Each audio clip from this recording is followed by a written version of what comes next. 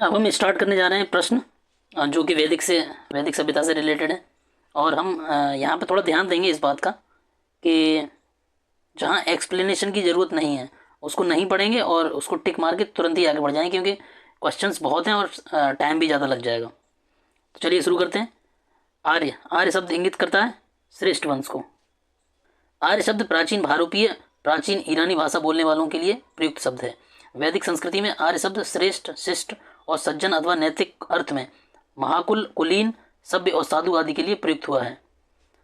सायराणाचार्य ने अपने ऋग भाष्य में आर्य का अर्थ विज्ञ और विज्ञ यज्ञ का अनुष्ठाता, विज्ञ श्रोता, आदरणीय और सर्वत्र गंतव्य, उत्तम वर्ष, मनु, कर्मयुक्त और कर्मानुष्ठान से श्रेष्ठ बताया है। आर्य का शाब्दिक अर्थ श्रेष्ठ से या कुलीन से होता है। क्लासिकीय संस्कृति में आर्य शब्द का क्या अर्थ है? तो इसका अर्थ है एक उत्तम व्यक्ति। सबसे पुराना वेद ऋग्वेद है। सबसे पुराना वेद जो है ऋग्वेद है। त्रयी, त्रयी का क्या मतलब होता है? त्रयी का मतलब होता है तीन वेद। तीन वेदों में कौन कौन से हैं? ऋग्वेद, यजुर्वेद और सामवेद को वेद त्रयी या त्रयी कहते हैं। किस वैदिक ग्रंथ में वर्ण का उल्लेख आया है सबसे पहले? तो इसमें ऋग्वेद में आया है। वर्ण का पहला उल्लेख ऋग्वेद में है। वर्ण का शब्द का अर्थ जो है कहीं कहीं समूह के लिए हुआ है कि ये इस वर्ण का है, तो एक ग्रुपिंग से है रिलेटेड। आर्यों को गौर वर्ण और दासों को कृष्ण वर्ण। कृष्ण का मतलब ब्राउन या ब्लैक से है। ऋग्वेद के 10वें मंडल में पुरुष सूक्त में शूद्र का पहली बार उल्लेख मिला है। वर्ण व्यवस्था से संबंधित पुरुष सूक्त किसमें है? तो अभी हमने पढ़ा ऋग्वेद में है। सुमेलित कीजिए, तो इसको सुमेलित करने के लिए हम सीधे आंसर ही देख लेते हैं, क्योंकि उसमें हो नहीं पाएगा। वैसे इसमें आंसर भी नहीं दिया हो गया। इसकी व्याख्या पढ़ लेते हैं ताकि आसानी से हो जाएगा। अथर्ववेद औषधियों से संबंधित है। ऋग्वेद में ईश्वर की महिमा है या देवताओं की स्तुति। यजुर्वेद में कर्मकांड या बलिदान विधि और सामवेद में संगीत। इसको देखिए यहाँ पे कर लेते हैं फिर से। ऋग्वेद में स्रोत और प्रार्थनाएं हैं। यजुर्वेद में क्या है? स्रोत और कर्मकांड। और अथर्ववेद में तंत्र मंत्र और वशीकरण। और अथर्ववेद में संगीत में स्रोत। ये देखिए, इसकी व्याख्या देख लीजिए एक बार। ऋग्वेद में स्रोत और प्रार्थनाएं हैं, इनमें 128 सूक्त हैं, 10,552 ऋचाएँ हैं। और यजुर्वेद में स्रोत और कर्मकांड हैं। और सामवेद में संगीत है, जिसके उद्गाता कहते हैं जिसको, पुरोहित को। और अथर्ववेद में 20 अध्याय हैं, 730 सूक्त में मंत्र और वशीकरण है। चारों वेद में से कौन एक जादुई माया और वशीकरण वाला? अभी जस्ट हमने देखा अथर्ववेद। ऋग्वेद में कितनी ऋचाएँ हैं? 1028 हमने देख ही चुके हैं। ऋग्वेद है क्या है ये? ऋग्वेद स्त्रोतों का संकलन है। इसके बाद ये मैचिंग है। ऋग्वेद ये ब्राह्मण है, ये ब्राह्मण ग्रंथ है और ये वेद है। तो कौन सा ब्राह्मण ग्रंथ जो है वो वेदों का है? ऋग्वेद का है ऐत्रेय ब्राह्मण, सामवेद का है पंचविश, अथर्ववेद का है गोपत और यजुर्वेद का है शतपथ ब्राह्मण।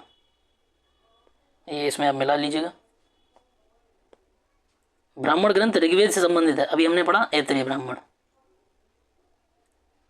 अब इसमें देखिए, ब्राह्मण ग्रंथ यज्ञों और उनके अनुष्ठान विधि विधानों के संबंध में जानकारी देते हैं। ऐत्रेय ब्राह्मण और कौशितकी ब्राह्मण ऋग्वेद से हैं। और पंचविश और ताड्य ब्राह्मण, जैमिनीय ब्राह्मण सामवेद से हैं। और शतपथ और तैत्रीय ब्राह्मण यजुर्वेद से, जबकि गोपत ब्राह्मण अथर्ववेद से।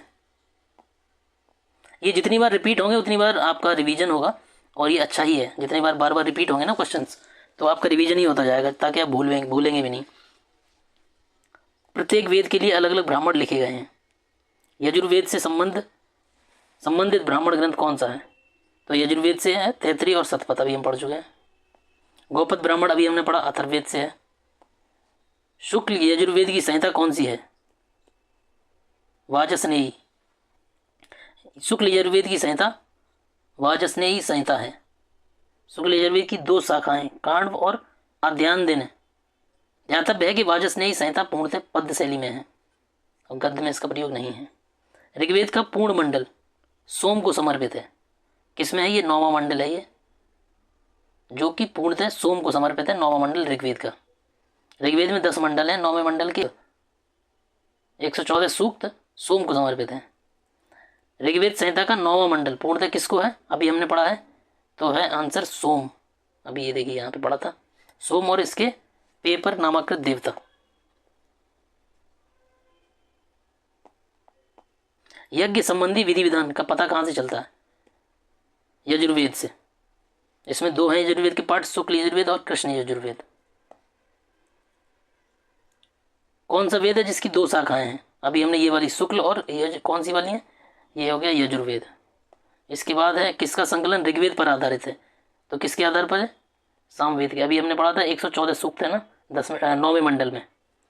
सामवेद में 1875 ऋचाएँ हैं, जिनमें से सामान्य मत के अनुसार 75, जबकि कुछ विद्वानों के अनुसार 99 को छोड़कर शेष सभी ऋग्वेद में भी उपलब्ध हैं।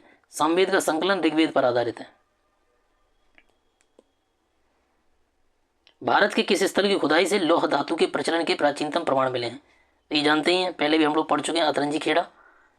ये अहिछत्र, अतरंजी खेड़ा, आलमगीरपुर, मथुरा, रोपड़, श्रावस्ती, काम्पिल्य आदि स्थलों की खुदाई से लोहयुगीन संस्कृति के अवशेष प्राप्त हुए हैं। अतरंजी खेड़ा से लौह धातु मल और धातु शोधन में प्रयुक्त होने वाली भट्टियां मिली हैं, जिनसे संकेत मिलता है कि यहाँ लौह धातु को गलाने का कार्य स्थानीय रूप से होता था। ये मेरे घर के पास है। भारतीय उपमहाद्वीप में लोहे का प्रयोग कब शुरू हुआ, तो इसमें लगभग 1000 BC का आंसर है, हालांकि इसमें दिया नहीं है, ठीक है, तो हम इसमें जाएंगे क्वेश्चन के हिसाब से, उपयुक्त में से कोई नहीं। भारतीय उपमहाद्वीप में लोहे के प्रयोग के प्रारंभ के विषय में विद्वानों में मतभेद है। कुछ विद्वानों का मानना है कि विश्व में सर्वप्रथम हित्ती नामक जाति ने ही लोहे का प्रयोग आरंभ किया था। इसके पश्चात ही विश्व के अन्य देशों में इसका प्रचलन हुआ, जबकि थाईलैंड के बानचियांग नामक पुरास्थल की खुदाई से ढले हुए लोहे की प्राप्ति होती है, जिसकी तिथि 1600 से 1200 ईसा पूर्व निर्धारित की गई है। भारत में नोह, राजस्थान के दोआब क्षेत्र से लोहा कृष्ण लोहित मृदभांडों के साथ प्राप्त होता है, जिसकी संभावित तिथि 1400 BC के आसपास है। सर्वप्रथम उत्तर वैदिक काल 1000 से 600 BC के ग्रंथों में हमें इस धातु के स्पष्ट प्रमाण प्राप्त होते हैं। अथर्ववेद में लोहा का उल्लेख श्याम अयस के नाम के रूप में होता है। इसमें लोहे के बने हुए फाल का भी प्रिय उल्लेख मिलता है। अतरंजी खेड़ा उत्तर प्रदेश के उत्खनन से गेहूं, जौ और चावल के अवशेषों के साथ साथ प्राचीनतम लौह उपकरण की प्राप्ति हुई है। पुरातत्वविदों ने इसका काल 1000 BC निर्धारित किया है, जो अधिकांश विद्वानों के द्वारा स्वीकार्य है। तो हम लोग मानेंगे 1000 BC, जो अभी मैंने पहले बताया था आपको, इसी को ही ध्यान रखेंगे। और पूछा जाए कि कहाँ से, तो ये जगह याद रखेंगे, यहाँ से भट्टी मिली है लोहे को गलाने के लिए, और इसके साथ साथ गेहूं, जौ, चावल के अवशेष के साथ साथ प्राचीनतम किसी के लोहा उपकरण प्राप्त हुए हैं। उपनिषद पुस्तकें हैं किस पे आधारित हैं, ये दर्शन पे आधारित है उपनिषद सारे। आपको पता ही होगा उपनिषद का अर्थ क्या होता है। उपनिषद का अर्थ होता है गुरु के समीप बैठ के शिक्षा प्राप्त करना। उपनिषदों का मुख्य विषय क्या है, दर्शन। निम्नलिखित में से किस एक वैदिक साहित्य में मोक्ष की चर्चा है उपनिषदों में। सबसे पहले मोक्ष की चर्चा इसी में है उपनिषदों में, ना कि ऋग्वेद में। पहले भी बता चुके हैं हम, नोट्स में हो सकता है कि आपको पूछा जाए क्वेश्चन की पहली बार मोक्ष की चर्चा किस निम्नलिखित में से किस में है, तो उसमें ऋग्वेद ऑप्शन दिया हो, ज़्यादातर लोग ऋग्वेद लगा देते, गलत हो जाता। आपको लगाना है उपनिषद, ध्यान रखिएगा ये गलत हो जाएगा। उपनिषद का नाम है श्वेताश्वतर उपनिषद, याद रखिएगा। आध्यात्म ज्ञान के विषय में नचिकेता और यम का संवाद किस में है, तो इसका आंसर है, ये देखिए इधर है, कठोपनिषद में। और ये कई बार पूछा गया, आप देख ही रहे हैं यहाँ पे 97, 99, 2002, 2005 कभी भी पूछ लेते हैं। कठोपनिषद में यम और नचिकेता का संवाद है। इसमें आचार्य यम ने नचिकेता को उपदेश दिया, न इस आत्मा का कभी जन्म होता है और न कभी इसकी मृत्यु होती है, यह अजन्मा, नित्य और शाश्वत है। गीता में भी इसी प्रकार का ज्ञान दिया हुआ है, होगा। उसका श्लोक है, नैनम छद्यंत शस्त्राणी नैनम दहति पावका ना चैनम क्लेदंत्यापो ना शोषयति मारुतः। अगला देखते हैं, नचिकेता आख्यान कहाँ से मिलता है, कठोपनिषद से, अभी हमने पढ़ा है। उपनिषद काल के राजा अश्वपति कहाँ से के थे, कैकय देश के। विदेह के थे राजा जनक, पांचाल के थे प्रवाहन जाबाली, और कैकय के थे अश्वपति, और काशी के थे अजातशत्रु।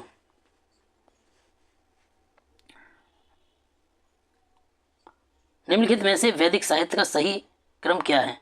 तो वैदिक संहिताएं हैं, फिर ब्राह्मण, आरण्यक और उपनिषद, इसी क्रम में। वैदिक संहिता मतलब कि वेद है ना, वेद फिर ब्राह्मण इन पे लिखे गए हैं, फिर ब्राह्मणों पे आरण्यक लिखे गए हैं, और फिर इन सबको मिला के उपनिषद लिखे गए हैं, जो कि सरलीकृत रूप है। इसके बाद आ जाएगा फिर पुराण, इस तरीके से। आरंभिक वैदिक साहित्य में सर्वाधिक वर्णित नदी कौन सी है? तो सिंधु नदी सबसे पवित्र नदी है। सरस्वती और गंगा का सिर्फ एक बार जिक्र है।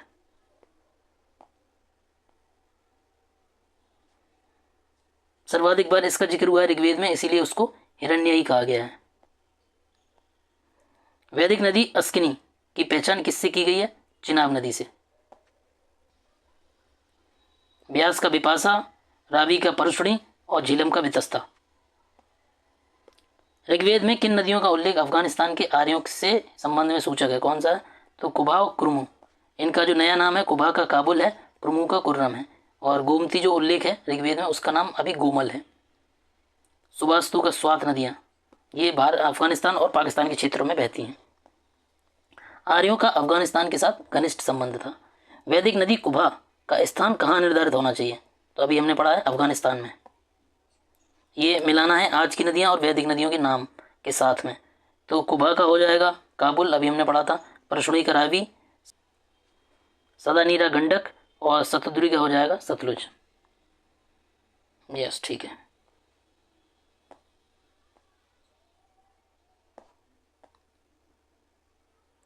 महाभारत काल में महानदी का क्या नाम था? इनमें से कोई नहीं, क्योंकि महाभारत काल में महानदी का नाम था चित्रोत्पला। महाभारत में इसका जिक्र जो है भीष्म पर्व में है। वायु पुराण में महानदी का पौराणिक नाम क्या था? तो वायु पुराण में नीलोत्पला और महाभारत में चित्रोत्पला। तो आप याद रखिएगा, दोनों में अलग अलग है। वायु पुराण में है नीलोत्पला और महाभारत में है चित्रोत्पला। मत्स्य पुराण और ब्रह्म पुराण में भी महानदी को चित्रोत्पला कहा गया है। निम्नलिखित में से कौन सी प्रथा उत्तर वैदिक काल की है? धर्म, अर्थ, काम, मोक्ष, ये उत्तर वैदिक काल का है, और ब्रह्मचर्य, गृहस्थाश्रम, वानप्रस्थ और संन्यास, ये दोनों जो है वो उत्तर वैदिक काल के हैं। पुरुषार्थ का पूर्ण रूपेण क्रियान्वयन आश्रमों के माध्यम से होता था। ये चारों पुरुषार्थ, धर्म, अर्थ, काम, मोक्ष, और मानव जीवन के आधार स्तंभ थे, जिनकी सफलता आश्रम पर निर्भर करती थी। जबालू उपनिषद में सर्वप्रथम चारों आश्रमों का उल्लेख मिलता है। किस आश्रम में रहते हुए मनुष्य के 5 महायज्ञों का अनुष्ठान करना पड़ता है? तो ये है गृहस्थाश्रम। हमने व्याख्या में पढ़ा भी था पहले, फिर भी देख लेते हैं एक बार। ठीक है, गृहस्थाश्रम में रहते हुए मनुष्य के 5 महायज्ञों का अनुष्ठान करना पड़ता है। ये कौन कौन से हैं? ब्रह्म यज्ञ, देव यज्ञ, पितृयज्ञ, भूत यज्ञ और अतिथि यज्ञ। इसमें क्या क्या होता है? गृहस्थ आश्रम में समाज को आधार माना जाता है, क्योंकि इसी आश्रम में व्यक्ति धन अर्जित करता है, और अन्य 3 आश्रमों ब्रह्मचर्य, वानप्रस्थ और संन्यास का भी पालन करने वालों का पोषण करता है। धर्म तथा रीत भारत की प्राचीन वैदिक सभ्यता की एक केंद्रीय विचार को चित्रित करते हैं। इस संदर्भ में निम्नलिखित कथनों पर विचार कीजिए। धर्म के दायित्वों एवं स्वयं और दूसरों के प्रति व्यक्तिगत कर्तव्यों की संकल्पना था। रीत मूलभूत नैतिक निदान था, जो सृष्टि और अंतर्निहित सारे तत्वों के क्रियाकलाप को संचालित करता था। तो इसका आंसर है, ये दोनों ही सही हैं। ये भी ठीक है, ये भी ठीक है। सही उत्तर सी होगा। वरुण देवता को वैदिक सभ्यता में नैतिक व्यवस्था का प्रधान माना जाता है, इसी कारण उन्हें ऋतस्य गोपा भी कहा जाता है। और प्रश्न में भी यही पूछा गया है कि ऋत मूलभूत नैतिक प्रधान था, तो ये ठीक हो गया है। और धर्म व्यक्तियों के दायित्वों को एवं स्वयं दूसरों के प्रति व्यक्तिगत कर्तव्यों की संकल्पना था, ये भी ठीक है। भारतीय संस्कृति के अंतर्गत ऋत का क्या अर्थ है? अभी हमने पढ़ा था, ये प्राकृतिक नियम है। ऋग्वेद में हमें धर्म के अतिरिक्त दूसरा शब्द ऋत मिलता है। सभी देवताओं से संबंधित ऋत विश्व की नैतिक और भौतिक व्यवस्था से माना गया है। ऋग्वेद में इसका वर्णन है, सृष्टि के आदि में सर्वप्रथम ऋत की उत्पत्ति हुई थी। ऋत के द्वारा विश्व में सुव्यवस्था और प्रतिष्ठा स्थापित होती है। यह विश्व की व्यवस्था का नियामक है। वैदिक देवताओं में से उनका पुरोहित माना जाता है, तो बृहस्पति को माना जाता है। निम्नलिखित में से कौन सी वह ब्रह्मवादिनी थी जिसने कुछ वेद मंत्रों की रचना की, तो लोपमुद्रा।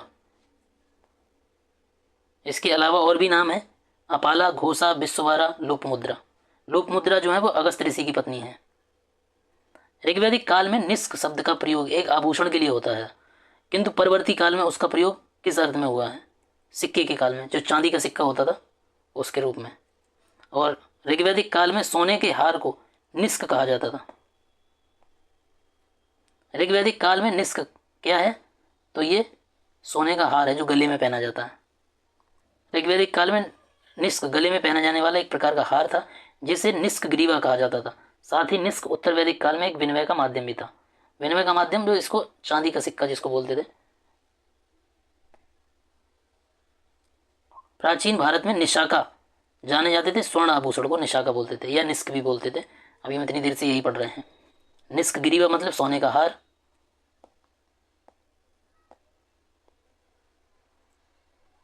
बोगज कोई, ये क्या है? बोगज कोई, यहाँ से प्राप्त अभिलेखों में वैदिक देवताओं का नामोल्लेख प्राप्त होता है, जैसे कि वरुण और इंद्र। इनका बोगज कोई से जो अभिलेख प्राप्त हुए हैं उनमें इनका डायरेक्ट जिक्र नहीं है, लेकिन इनके जो काम है ना, ये ऋतुओं के देवता हैं और बादलों के देवता हैं, तो इनको नाम इनका सेम ही अलग हो जाएगा और इनके कार्य सेम रहेंगे और वहाँ देवता का नाम बदल जाएगा। एशिया माइनर स्थित बोगज कोई अभिलेख से 14वीं शताब्दी ईसा पूर्व के अभिलेख में ऋग्वैदिक काल के देवताओं इंद्र, वरुण, मित्र और नासत्य का उल्लेख मिलता है। इससे ज्ञात होता है कि वैदिक आर्य ईरान से होकर भारत आए होंगे और ईरान जो बना है वो आर्यन से ही बना है। निम्नलिखित अभिलेखों में कौन सा ईरान से भारत के आर्यों के आने की सूचना देता है? तो है बोगज कोई। अभी हमने पढ़ा भी था। 14वीं शताब्दी का कौन सा अभिलेख है जो वैदिक देवताओं का वर्णन प्राप्त करता है? वो है बोगज कोई। निम्नलिखित में से किसने आर्यों के आदि देश के बारे में लिखा है? तो लिखा है बाल गंगाधर तिलक ने। इन्होंने क्या बताया है? इन्होंने उत्तरी ध्रुव को जो है वो आर्यों का, ये देखिए, उत्तरी ध्रुव को आर्यों का मूल स्थान बताया है। जो है तिलक की इस मान्यता को मानते नहीं है। जिस ग्रंथ में पुरुषमेध का उल्लेख हुआ है वह कौन सा है? आंसर तो आपको पता ही है यूपीपीसीएस में कैसा होता है, 2-4 क्वेश्चन गलत होते ही हैं, इसमें दिया नहीं है। हम लोग व्याख्या पढ़ लेते हैं। पुरुषमेध एक प्रमुख यज्ञ है। यह शुक्ल यजुर्वेद के शतपथ ब्राह्मण और कृष्ण यजुर्वेद के तैतरीय ब्राह्मण से वर्णित है। अतः इस प्रश्न के दिए गए विकल्पों में तीनों मौजूद होने के कारण कोई उत्तर नहीं दिया जा सकता। यद्यपि अनेक इतिहासकार केवल शतपथ ब्राह्मण की चर्चा करते समय पुरुषमेध यज्ञ की चर्चा करते हैं। शतपथ ब्राह्मण में उल्लिखित राजा विदेग माधव से संबंधित ऋषि कौन से हैं? तो हैं गौतम राहुगढ़। आर्यों के पूर्व दिशा में प्रसार के विषय में शतपथ ब्राह्मण में वर्णित विदेग माधव की आख्यायिका उल्लेखनीय है। इसके अनुसार राजा विदेग माधव जो सरस्वती नदी के तट पर निवास करते थे, उन्होंने नेस्वानर अग्नि को मुख में धारण किया था। घृत का नाम लेते ही वह अग्नि मुख से निकलकर पृथ्वी पर आ गई और नदियों को जलाते हुए पूर्व की ओर बढ़ गई। विदेग माधव और उनके पुरोहित गौतम राहुगढ़ ने उसका अनुगमन किया, किंतु उत्तरगिरी हिमालय से प्रवाहित होने वाली सदानीरा को वह नहीं जला सका। सदानीरा कौन है? गंडक। विदेग माधव द्वारा अपने निवास स्थान के विषय में पूछे जाने पर अग्नि ने उनसे सदानीरा के पूर्व की ओर रहने का आदेश दिया।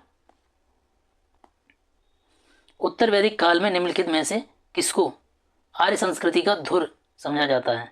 तो कुरु और पांचाल को। उत्तर वैदिक काल में नगरीकरण की प्रक्रिया आरंभ हो चुकी थी। कुरु और पांचाल इस समय के प्रमुख नगर थे और उत्तर वैदिक सभ्यता के मुख्य हब थे, धुर थे, मुख्य केंद्र थे।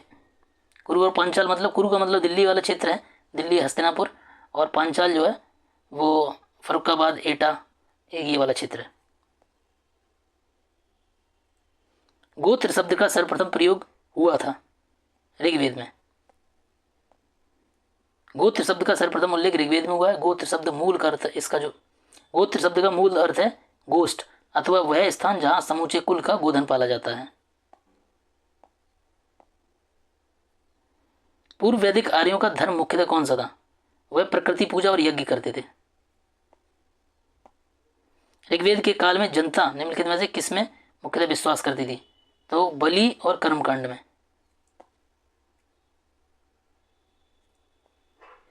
प्रसिद्ध 10 राजाओं का युद्ध किस नदी के तट पर लड़ा गया? तो परशुणी यानी रावी के। ऋग्वेद में उल्लिखित 10 राजाओं का युद्ध किस नदी पर किया गया? अभी हमने पढ़ा परशुणी के। ऋग्वेद में मातृतमा, देवीतमा और नदीतमा किसको कहा गया है? सरस्वती को। सबसे पवित्र नदियों में उस समय माना गया इसको। ऋग्वेद के मंत्र में सरस्वती को अम्बितमे यानी सर्वश्रेष्ठ माँ, नदीतमे सर्वश्रेष्ठ नदी और देवीतमे यानी सर्वश्रेष्ठ देवी का उल्लेख है, जबकि प्रश्न में मातृतमा, देवीतमा और नदीतमा का उल्लेख है, जिसका अर्थ क्रम से है सबसे अच्छी माँ, सबसे अच्छी देवी और सबसे अच्छी नदी।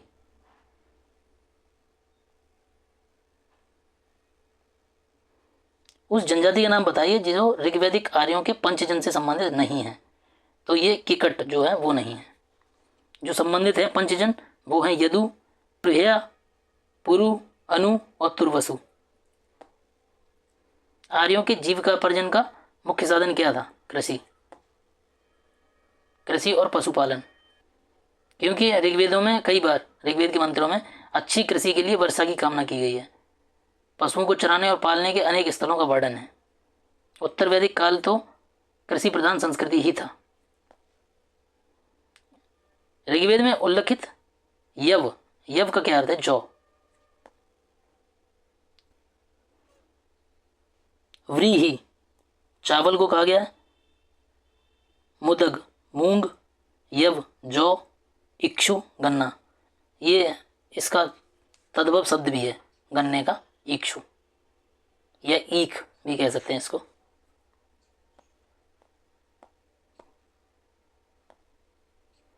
ऋग्वेद पणी किस वर्ग के नागरिक थे? तो ये व्यापारी थे, पणी। वाणिज्य और व्यापार प्रधानतः पणी लोग करते थे। ऋग्वेद में पणी शब्द का उल्लेख कई स्थानों पर हुआ है।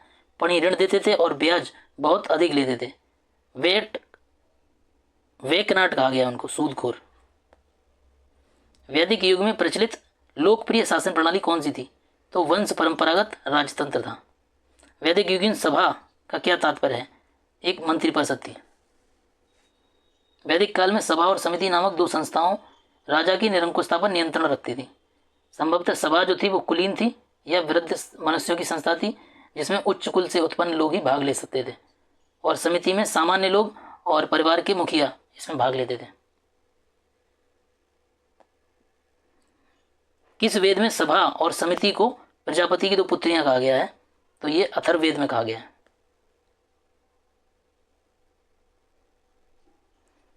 किस वेद में सभा और समिति को दो पृथक संस्थाओं के रूप में घोषित किया गया है? तो अभी हमने पढ़ा ऋग्वेद, अथर्ववेद में। इसकी व्याख्या देख लेते हैं। वैदिक ग्रंथों में अथर्ववेद में सभा और समिति को स्पष्ट रूप से अलग अलग संस्थाओं में के रूप में वर्णित किया गया। हालांकि इन दोनों सभा और समितियों का उल्लेख ऋग्वेद में भी मिलता है। ऋग्वेद के 10वें मंडल में सभा और समिति का उल्लेख करते हुए दोनों में एकता और सहमति बनाने की अपील की गई है। चूंकि ऋग्वेद में सभा और समिति की भूमिकाओं को स्पष्ट रूप से अलग नहीं किया गया है, न ही उन्हें संस्थागत रूप से स्थापित किया गया, जैसा कि हमें अथर्ववेद में देखने को मिलता है। अथर्ववेद के एक श्लोक में सभा और समिति के दो अलग संस्थाओं के रूप में दर्शाते हुए प्रजापति की दो पुत्रियां कहा गया है। अतः अथर्ववेद में इन्हें दो अलग संस्थाओं के रूप में उल्लेखित किया गया है और उनके सामाजिक और राजनीतिक महत्व को रेखांकित किया गया है। ऋग्वेद जनसभा जो न्यायिक कार्यों से संबंधित थी तो थी सभा, समिति और विदत ऋग्वैदिक कालीन जनतांत्रिक संस्थाएं थी। जनतांत्रिक इन संस्थाओं में सभा न्यायिक कार्यों से संबंधित थी। ऋग्वेद में सभा का 8 बार उल्लेख हुआ है। वैदिक कालीन प्रशासन भागदुग कौन सा अधिकारी था? तो ये राजस्व कर जमा करने वाला अधिकारी था। वैदिक कालीन प्रशासन में भागदुग राजस्व जमा करने वाला अधिकारी था। इसे अर्थमंत्री भी कह सकते हैं। जबकि अक्षबाप द्यूत अधिकारी था और आय व्यय गणनाध्यक्ष होता था। आयुर्वेद अर्थात जीवन का विज्ञान, सर्वप्रथम इसका उल्लेख कहाँ मिलता है? अथर्ववेद में। अथर्ववेद में सामान्य मनुष्य के विचारों और तथा अंधविश्वासों का वर्णन मिलता है। इसमें विविध विषयों यथा रोग निवारण, समन्वयन, राजभक्ति, विवाह और प्रणय गीतों के आदि के विवरण सुरक्षित हैं। ऋग्वैदिक धर्म कौन सा था? बहुदेववाद था। ऋग्वेद में हमें प्रथम दृष्टया बहुदेववाद के दर्शन होते हैं। आर्य विभिन्न देवताओं के अस्तित्व में विश्वास करते थे। मुख्यतः वैदिक देवताओं के 3 वर्ग हैं। द्वितीय स्थान आकाश के देवता, अंतरिक्ष के देवता और पृथ्वी के देवता, इन देवताओं की स्तुति करते समय वैदिक ऋषि जब जिस देवता की स्तुति करते थे उसे ही प्रमुख या सर्वश्रेष्ठ देवता कहते थे। इसे एक एक के बाद भी कहा जाता है। इसके अलावा ऋग्वेद में एकम सत विप्रा बहुधा वदंती कहकर एक ईश्वरवाद का भी समर्थन किया गया है। ऋग्वेद में आर्यों के प्रधान देवता प्राकृतिक शक्तियों के प्रतिनिधि थे जिनका मानवीकरण किया गया था। सर्वाधिक ऋग्वैदिक सूक्त समर्पित हैं किसको? इंद्र को। कितनी बार? हम पढ़ चुके हैं 250 बार, और अग्नि को 200 बार। ऋग्वेद में इंद्र का वर्णन सर्वाधिक प्रतापी देवता के रूप में किया गया है। 250 सूक्त समर्पित हैं। यह ऋग्वैदिक काल में सर्वाधिक लोकप्रिय देवता थे। इंद्र को आर्यों का युद्ध नेता तथा वर्षा का देवता माना जाता है। ऋग्वेद में अग्नि को 200 सूक्त समर्पित हैं और इस काल के दूसरे महत्वपूर्ण देवता हैं। निम्नलिखित में से किसे ऋग्वेद में युद्ध देवता समझा जाता है? तो है इंद्र। ऋग्वेद में सर्वाधिक संख्या में मंत्र संबंधित हैं, तो किससे हैं? इंद्र से हैं। कितनी बार? 250 बार अभी मैंने पढ़ा, लेकिन वो ऑप्शन में है नहीं, तो 200 बार किस में है? सेकंड नंबर पे है अग्नि, तो इसका आंसर हो जाएगा अग्नि। ऋग्वेद में सर्वाधिक संख्या इंद्र को समर्पित है, किंतु इस प्रश्न के विकल्प में है नहीं, तो दूसरे स्थान पर अग्नि को है। ऋग्वेद के सर्वाधिक मंत्र किस देवता को समर्पित हैं? इंद्र को। वैदिक देवता इंद्र के विषय में निम्नलिखित कथनों पर विचार कीजिए और सही कूट बनाइए। तो झंझावत के देवता थे इंद्र के देवते में, इंद्र के विषय में पापियों को दंड देते थे, नैतिक व्यवस्था के संरक्षक थे, वर्षा के देवता थे। तो हम लोगों ने पढ़ा भी होगा, नैतिक व्यवस्था के संरक्षक थे वरुण, है ना। और वर्षा के देवता कौन है? इंद्र। इसका मतलब 4 में देखते हैं, 4 है 2 में। और पापियों को दंड देते थे, कौन देता था? ये नहीं देते थे, ये सभा देती थी। हम लोगों ने पढ़ा होगा न्याय, जो सभा और समिति हैं, तो उसमें जो सभा है वो न्यायिक है। तो झंझावत के देवता हो गए और वर्षा के देवता हो गए। वर्षा के साथ झंझावत आता ही है। तो प्रश्न हो गया 1 और 4 सही। ऋग्वेद में इंद्र का वर्णन सर्वाधिक प्रतापी देवता के रूप में किया जाता है, जिसे 250 सूक्त समर्पित हैं। ऋग्वैदिक काल में सर्वाधिक लोकप्रिय देवता थे। इंद्र को आर्यों का युद्ध नेता और वर्षा आंधी तूफान का देवता माना जाता है। इंद्र को वृत्तासुर हंता यानी कि वृत्तासुर नामक राक्षस का वध करने वाला, पुरभेद यानी किला भेदने वाला, इसका दूसरा नाम पुरंदर भी कह सकते हैं, सोमापा सोम का अत्यधिक पान करने वाला, सत्कृति 100 शक्तियों का स्वामी इत्यादि नामों से जाना जाता है। नैतिक व्यवस्था वरुण के हाथ में है और कुछ मंत्रों में पापियों को दंड देने के लिए इंद्र और सोम से प्रार्थना की गई है। इससे स्पष्ट है कि इंद्र पापियों को दंड भी देते थे। प्रश्न में ऐसे विकल्प नहीं है, तो जो मैंने पहले बताया आपको सभा, वो भी सही है, लेकिन यहाँ पे इंद्र एक व्यक्ति की बात हो रही थी, तो इंद्र और सोम दोनों ही सही होंगे पापियों को दंड देने के लिए। निम्नलिखित में से पूर्व वैदिक आर्यों का सर्वाधिक लोकप्रिय देवता कौन है? तो है इंद्र। क्यों? 250 बार इनकी चर्चा है ऋग्वेद में। वैदिक देवमंडल में कौन से देवता युद्ध का देवता? अभी हमने पढ़ा इंद्र आर्यों के युद्ध के देवता हैं। इन्हें पुरंदर भी कहा गया, किलों को तोड़ने वाला, और बाकी सब हम पढ़ चुके हैं। 800 से 600 ईसा पूर्व का काल किस युग से जुड़ा हुआ है? तो ये जुड़ा हुआ है ब्राह्मण युग से। 800 से 600 बीसी का काल ब्राह्मण ग्रंथों के प्रणयन युग से जुड़ा हुआ है। 7वीं से 6ठी शताब्दी ईसा पूर्व से लेकर 3री शताब्दी ईसा पूर्व तक का समय सूक्त काल कहा गया है। गायत्री मंत्र किस पुस्तक में मिलता है? तो ये ऋग्वेद में है। ऋग्वेद के कौन से मंडल में है? 3रे मंडल में, जो कि किसने रचना की है? विश्वामित्र ने। इसकी आपको व्याख्या में ये नोट्स जो है ना उसमें मिलेगा, यहाँ भी मिल जाएगा। गायत्री मंत्र ऋग्वेद में उल्लिखित है, इसकी रचनाकार विश्वामित्र हैं, जो कि ऋग्वेद के 3य मंडल में है। और गायत्री मंत्र सूर्य की पूजा के लिए समर्पित है। गायत्री मंत्र के नाम से प्रसिद्ध मंत्र सर्वप्रथम किस ग्रंथ में मिलता है? ऋग्वेद में। गायत्री मंत्र की रचना किसने की? विश्वामित्र ने। क्षत्रिय वर्णों के उपनयन संस्कार को किस मंत्र के संपादन द्वारा प्रावधान दिया जाता है? त्रिष्टुभ मंत्र के द्वारा। इसमें अलग अलग वर्णों के बच्चों को अलग अलग मंत्रों के द्वारा और अलग अलग उम्र के समय पर उपनयन संस्कार किया जाता है। जैसे ब्राह्मण के बच्चों को वसंत ऋतु में 8 वर्ष की अवस्था में, और गायत्री मंत्र के द्वारा, ठीक है। त्रिष्टुप मंत्र जो है वो क्षत्रिय बालकों के उपनयन संस्कार ग्रीष्म ऋतु में 11 वर्ष के लिए, 11 वर्ष की अवस्था में। और जगती मंत्र वैश्य के बच्चों का जो कि शरद ऋतु में 12 वर्ष की अवस्था में। सर्ग, प्रतिसर्ग, वंश, मनवंतर और वंशानुचरित संकेतक किसके हैं? तो ये पुराणों के हैं।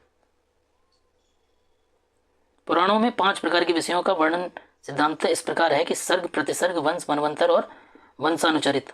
सर्ग बीज या आदि सृष्टि का पुराण है। प्रतिसर्ग प्रलय के बाद की पुनर्सृष्टि को कहते हैं। वंश में देवताओं और ऋषियों के वंश वृक्षों का वर्णन है। मनवंतर में कल्पों के महायुगों का वर्णन है। वंशानुचरित पुराणों के वे अंग हैं जिनमें राजवंशों की तालिकाएं दी हुई हैं और राजनीतिक अवस्थाओं और कक्षाओं और घटनाओं के वर्णन मिलते हैं। पुराणों की संख्या है 18 और लोहमर्ष ऋषि और उनके पुत्र उग्रश्रवा को इनका प्रवर्तक माना जाता है पुराणों का।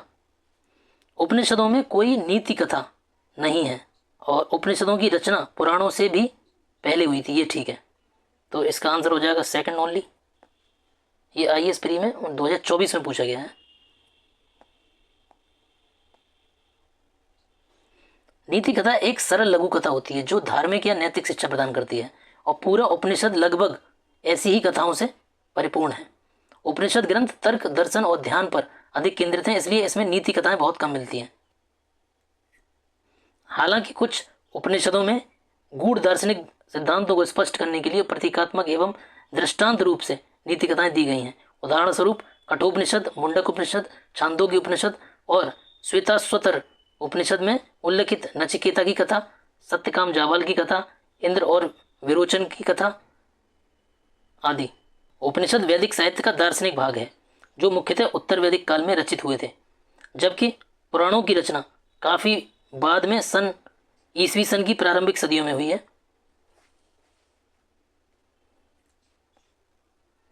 पुराणों के संदर्भ में निम्नलिखित में से कौन सा कथन सही है? विष्णु पुराण से मौर्य वंश की जानकारी मिलती है, ये ठीक है। वायु पुराण गुप्त वंश की शासन व्यवस्था पर प्रकाश डालता है, ये भी ठीक है। विष्णु पुराण से मौर्य वंश की जानकारी मिलती है, जबकि वायु विष्णु और ब्राह्मण से गुप्त वंश की जानकारी मिलती है। वायु पुराण से गुप्त वंश की शासन व्यवस्था पर प्रकाश पड़ता है। श्रीमद् भागवत गीता मौलिक रूप से किस भाषा में लिखी गई थी? तो इसका आंसर है संस्कृत। ये महाभारत का एक भाग है, सभी जानते हैं। महाभारत मूलतः किस रूप में जानी जाती है? ये जय संहिता के रूप में, इसका शुरू में नाम भी यही था। महाभारत के प्रारंभिक रचना काल के समय 8800 श्लोक थे, इसे जय संहिता के नाम से जाना जाता था। महाभारत का दूसरा संस्करण भारत था और जिसमें श्लोकों की संख्या 24,000 थी। वर्तमान में इसके श्लोकों की संख्या 1 लाख है और जो कि इसका अंतिम संस्करण है। इसे सतसाहस्त्री संहिता या महाभारत कहा जाता है। यानी कि मूल रूप से जो महाभारत के श्लोक हैं वो 8800 हैं और अभी 1 लाख हैं।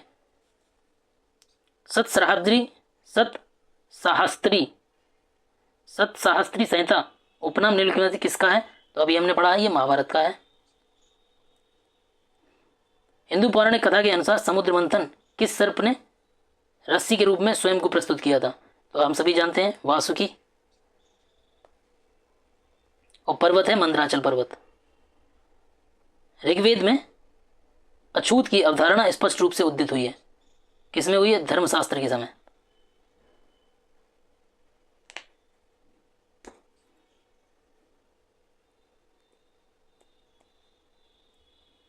किस काल में अछूत की अवधारणा स्पष्ट रूप से उद्धृत हुई है? तो हुई है धर्मशास्त्र के समय। धर्मशास्त्रों के समय सूक्त काल में, सूक्त काल यानी कि 600 से 300 BC। अभी हमने पीछे भी पढ़ा था। 4 वर्णों ब्राह्मण, क्षत्रिय, वैश्य और शूद्र के अतिरिक्त समाज में अन्य अनेक जातियां यथा अंबष्ट, उग्र, निषाद, मागध, वैदेहक और रथकार आदि का आविर्भाव अनुलोम प्रतिलोम विवाहों के फलस्वरूप हो गया। पाणिनि ने 2 प्रकार के शूद्रों का वर्णन किया है, निर्वासित और अनिर्वासित। इनमें पहले प्रकार के शूद्र ही अस्पृश्य माने जाते थे, जो निर्वासित होते थे। सत्यमेव जयते शब्द किस उपनिषद से लिए गए हैं? तो मुंडक उपनिषद से। ये भारत के राज्य क्षेत्र में भी अंकित है, हम सभी ने देखा है। सत्यमेव जयते कहां से लिया गया है? मुंडक उपनिषद से। ये कई बार पूछा भी गया है। भारतीय प्रतीक पर उत्कीर्ण सत्यमेव जयते कहां से लिया गया है? तो मुंडक उपनिषद से। तमसोमा ज्योतिर्गमय ये कहाँ से लिया गया है? उपनिषदों से। कौन से उपनिषद से है? बृहदारण्यक उपनिषद से। इसका अर्थ है अंधकार से प्रकाश की ओर। निम्नलिखित में से कौन एक ऋग्वैदिक युग से संबंधित नहीं है? नहीं का मतलब ऐसे गोला कर लिया। इसका आंसर है गार्गी। घोषा, अपाला, विश्ववारा ये तीनों ऋग्वेद में सूक्त और मंत्रों की दृष्टा स्त्रियां हैं। इनमें से अतः इन्हें ऋग्वैदिक युग से संबंधित माना जाता है। इसके विपरीत गार्गी जो है वो उत्तर वैदिक युग से संबंधित है और उपनिषद वाला जो युग था उसके, न तो ऋग्वैदिक से हैं। गार्गी प्रमुख संवाद बृहदारण्यक उपनिषद में याज्ञवल्क्य के साथ मिलता है। किस उपनिषद में गार्गी और याज्ञवल्क्य का संवाद मिलता है? तो मिलता है बृहदारण्यक उपनिषद में। किस उपनिषद का शाब्दिक अर्थ सफेद घोड़ा है? तो इसका मतलब है जो हमने अभी पहले पढ़ा था, श्वेताश्वतर, सफेद घोड़ों द्वारा खींचा गया, इसका अर्थ होता है। तो ये उसी के बारे में बात हो रही है। एग्जैक्ट इसका मीनिंग सफेद घोड़ा नहीं है, एग्जैक्ट इसका मीनिंग है सफेद घोड़ों द्वारा खींचा गया, श्वेताश्वतर उपनिषद। सत्यकाम जाबाल की कथा जो अनब्याही मां होने के लांछन को चुनौती देती है, तो ये छांदोग्य उपनिषद में है। सत्यकाम जाबाली महर्षि ऋषि गौतम के शिष्य थे जिनकी माता का नाम जाबाला था। सत्यकाम जाबाल की कथा जो अनब्याही मां होने के लांछन को चुनौती देती है, जो छांदोग्य उपनिषद में है। ऋग्वेद की मूल लिपि थी, इसकी लिपि ब्राह्मी है। ऋग्वेद की मूल लिपि ब्राह्मी थी जिसमें कुल 10 मंडल हैं, 1028 सूक्त हैं और इसके पुरोहित को होता कहते हैं। वैदिक कर्मकांड होता संबंधित है ऋग्वेद से। अवेस्ता और ऋग्वेद में क्या समानता है? अवेस्ता किस क्षेत्र से संबंधित है? ईरान से। ये ऋग्वेद और अवेस्ता को सेम टाइम में सेव देवताओं के द्वारा, है ना, उनमें जो इसमें जैसे इंद्र, इसमें जैसे इंद्र और वरुण अग्नि की चर्चा है, वैसे ही यहाँ पे नाम बदल के सेम काम वाले देवताओं की चर्चा है। तो अवेस्ता जो है वो ईरान से संबंधित है और ऋग्वेद भारत से। ऋग्वेद अवेस्ता दोनों में कुछ भाषिक समानताएं हैं। ऋग्वेद ईरान से संबंधित है, ऋग्वेद जो है अवेस्ता ईरान से संबंधित है और ऋग्वेद आर्यों से। वैदिक काल में किस जानवर को अघन्या माना गया है? गाय को। अघन्या का क्या मतलब होता है? अघन्या का मतलब होता है न मारे जाने योग्य। गाय की हत्या और उसे घायल करने वाले व्यक्ति को मृत्युदंड और देश निकाला देने की व्यवस्था वेदों में की गई थी। ऋग्वेद में अघन्या का प्रयोग किसके लिए हुआ है? गाय के लिए। ऋग्वेद के कई परिच्छेदों में अघन्या किसके लिए? गाय के लिए। ऋग्वेद कालीन आर्यों और सिंधु घाटी के लोगों की संस्कृति के बीच अंतर संबंध। ऋग्वेद कालीन आर्य कवच, शिरस्त्राण, हेलमेट का उपयोग करते थे, जबकि सिंधु घाटी सभ्यता के लोगों में इनके प्रयोग का कोई साक्ष्य नहीं मिलता है। ऋग्वेद कालीन आर्यों को स्वर्ण, चांदी और ताम्र का ज्ञान था, ये सही है। ऋग्वेद कालीन आर्यों को स्वर्ण, चांदी और ताम्र का ज्ञान था, जबकि सिंधु घाटी के लोगों को केवल ताम्र और लोहे का ज्ञान था। ये गलत है क्योंकि लोहे का ही नहीं था उनको, बाकी सब चीज़ों का भी था, तो ये गलत हो गया, ये ठीक है। ऋग्वेद कालीन आर्यों ने घोड़े को पालतू बना लिया था, जबकि इस बात का कोई साक्ष्य नहीं है कि सिंधु घाटी के लोग इस पशु को जानते थे क्योंकि वहाँ से घोड़े की हड्डियाँ और घोड़े का सिर मिला हुआ है, तो ये भी गलत हो गया, ये भी गलत है, ये ठीक है। इस प्रश्न की व्याख्या देख लेते हैं। ऋग्वेद में कवच यानी वर्म का उल्लेख संभवतः ऋग्वेद कालीन आर्य लौह एवं स्वर्ण के निर्मित कवच और शिरस्त्राण का प्रयोग करते थे, जबकि सैंधव के लोग इसके प्रयोग का कोई साक्ष्य नहीं मिलता है। सिंधु घाटी के स्थलों के उत्खनन से प्राप्त युद्ध संबंधी उपकरण अत्यंत साधारण कोटि के हैं और इस बात की ओर संकेत करते हैं कि भौतिक सुख सुविधाओं की ओर उनका विशेष ध्यान ही था।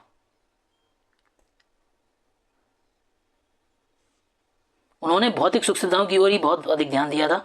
ऋग्वेदिक कालीन आर्यों को स्वर्ण, चांदी और ताम्र का ज्ञान था, सिंधु कालीन लोगों को केवल ताम्र और कांसे का ज्ञान था। लोहे का प्रचलन उत्तर काल में 1000 बीसी से 600 बीसी के मध्य हुआ है। तो इसमें ये जो दिया है ना, सिंधु कालीन लोगों को केवल ताम्र और कांसे का ही ज्ञान था, ऐसा नहीं है। वहाँ पे स्वर्ण के भी जो चूड़ियाँ मिली हैं तो सोने का भी ज्ञान था। ऋग्वेदिक कालीन आर्यों ने घोड़े को पालतू बना लिया था, जिसकी सहायता से वे युद्धों में भाग लेते थे। सिंधु घाटी सभ्यता के लोगों ने विशेष से घोड़े के साक्ष्य मिले हैं, इस तरह तीसरा भी गलत हो गया, केवल एक सही है।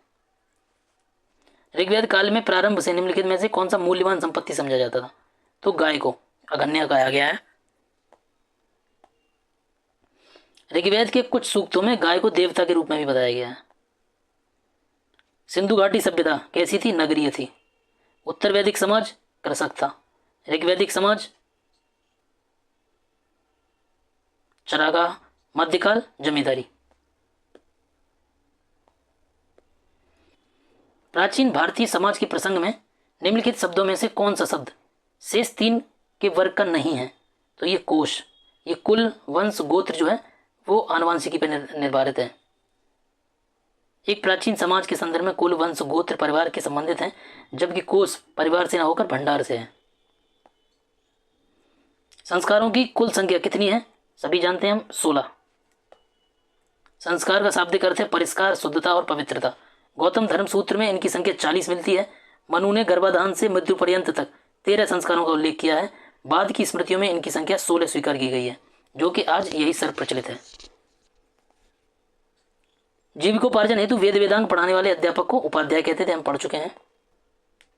आचार्य गुरुकुल की स्थापना करके अपने शिष्यों को पढ़ाता था और कोई फीस नहीं लेता था, किंतु शिष्य के द्वारा दी गई दक्षिणा स्वीकार करता था। नेक्स्ट में हम बौद्ध धर्म का पहले नोट्स पढ़ेंगे, फिर उसके प्रश्न करेंगे।